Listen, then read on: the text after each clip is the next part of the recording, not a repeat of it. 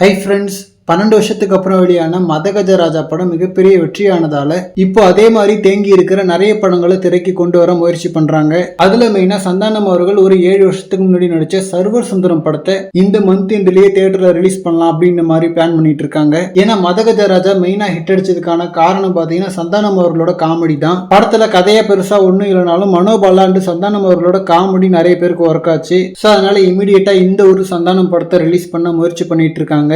தென் இதே மாதிரி விக்ரம் அவர்களோட துருவ நட்சத்திரம் படத்தையும் திரும்பவும் ரிலீஸ் பண்றதுக்கு முயற்சி பண்ணிட்டு இருக்காங்க.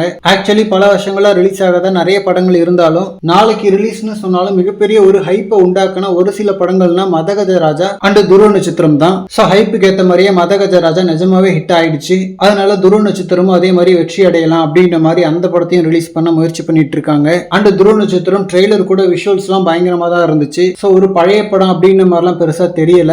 சோ அதனால கண்டென்ட் நல்லா இருந்துச்சுன்னா கண்டிப்பா ஒர்க் ஆகும். அண்ட் இதே மாதிரி தமிழ் சினிமாவில் நிறைய படங்கள் எடுத்து முடிச்சும் ரிலீஸ் ஆகாம கிடக்கு. சோ அதுல குறிப்பிட்டு சொல்லக்கூடிய படங்கள்னா கார்த்திக் நரேனோட நரகாசுரன், தென் சீனு ராமசாமியோட இடம் பொருள் ஏவல், தென் ஜிவி பிரகாஷோட 4G, டைட்டானிக் கப்பலும் கவுந்து போகும், சதுரங்க வேட்டை 2, அருண் விஜயோட வா டீல், தென் எஸ்.ஜே. சூர்யாவோட இரவா காலம், அண்ட் வெங்கட் பிரபு அவர்களோட பார்ட்டி, விஷ்ணு விஷால் அவர்களோட மோகன்தாஸ், மிர்ச்சி சிவாவோட சுமோ, ஜிவி பிரகாஷோட அடங்காதே, மிஷ்கினோட பிசாசு 2, அரவிந்த் சாமியோட வணங்காமுடி, விஜய் ஆண்டனியோட காக்கி, இந்த மாதிரி நிறைய ஓரளவுக்கு பெரிய படங்களே ரிலீஸ் ஆகாம தேங்கி கிடக்கு. இதுல நெக்ஸ்ட் மிர்ச்சி சிவாவோட சுமோ படத்தை ரிலீஸ் பண்றதுக்கு பிளான் பண்ணிட்டு இருக்காங்க. அண்ட் ஜிவி பிரகாஷோட 4G படத்தை ரிலீஸ் பண்றதுக்கான பிளான்ஸும் போயிட்டு இருக்கு. சோ இதுல நரகாசுரன், பார்ட்டி, பிசாசு 2, துருவ நட்சத்திரம், இடம் பொருள் ஏவலுக்கெல்லாம் ஒரு நல்ல எதிர்பார்ப்பே இருக்கு. சோ இந்த வருஷம் இந்த லிஸ்ட்ல இருக்கிற நிறைய படங்கள் ரிலீஸ் ஆகிறத பார்க்கலாம். அதுக்கெல்லாம் ஒரே ஒரு முக்கிய காரணம் மதகஜராஜா படத்தோட மிகப்பெரிய சக்சஸ். ஜஸ்ட் தமிழ்நாட்டுல மட்டுமே ரிலீஸ் ஆன மதகஜராஜா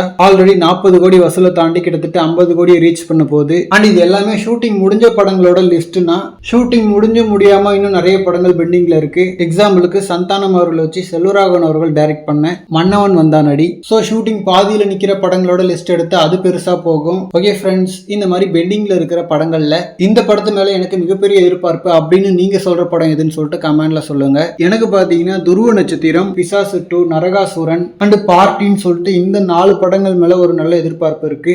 ஸோ இந்த லிஸ்ட்ல நீங்க எதிர்பார்க்குற படம் எதுன்னு சொல்லிட்டு கமெண்ட்ல சொல்லுங்க.